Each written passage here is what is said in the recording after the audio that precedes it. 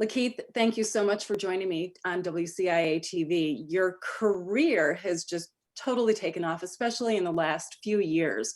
It's been a lot of fun to watch.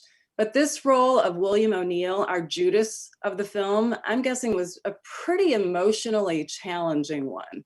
Can you tell me about the challenges maybe internally that you had or conflicts maybe that you experienced while taking on this role?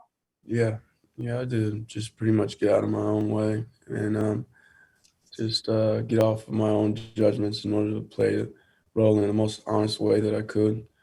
And obviously, I didn't agree with a lot of the things that I uncovered William O'Neill did, even after having his incidents with Fred Hampton. So I just had to try and find some truth in it and get in and not just be so judgmental, so that way I could, play it in an honest way, as much as an honest way as I could. And tell me about preparing for this role. I mean, there's a lot of information to go on and footage. Tell me about how you prepared to take on this role, what you did. Yeah. Well, number one was what we just kind of discussed, just like getting out of my own way. And also, I have a wealth of literature that was given to me by Shaka King that had second and third hand accounts of who O'Neill was. I had court transcripts from cases that he was involved with, and I had the Eyes on the Prize interview and the long, sort of unedited version of that. It's rather embarrassing for our American history that there are so many still missing pieces of what we convey in our educational system.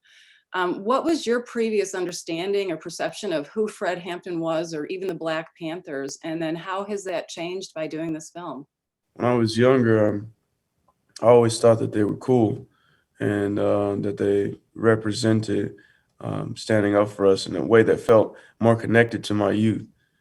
Because I love Martin Luther King and even Malcolm X, but some of the ideas that they talked about when I was young were a bit out of my scope of understanding. But when I saw the Black Panthers, I kind of knew what they were talking about. It was, we're not going to stand being abused anymore. As I got older, I got to get more understanding about it, and I could come across Fred Hampton and his speeches, and they moved me. And at a young age, I was moved to tears about them. I still, to this day, can't watch this film or certain parts of even the trailers without being teary-eyed and bringing back just those ideas that I had when I was young. And to be an actor, you hope that you can tell stories that were always close to you when you were young and that were really meaningful to you. So I feel lucky to be a part of something like this. Is there anything about Fred Hampton that you learned by doing this movie that you didn't know before? Yeah, I didn't know that he was. His mom used to babysit Emmett Till, which was crazy that those things just came in line. And that was part of what I think mobilized Fred Hampton into being as courageous as he was, because he realized that there are people out there that really want to do this to a child who did nothing.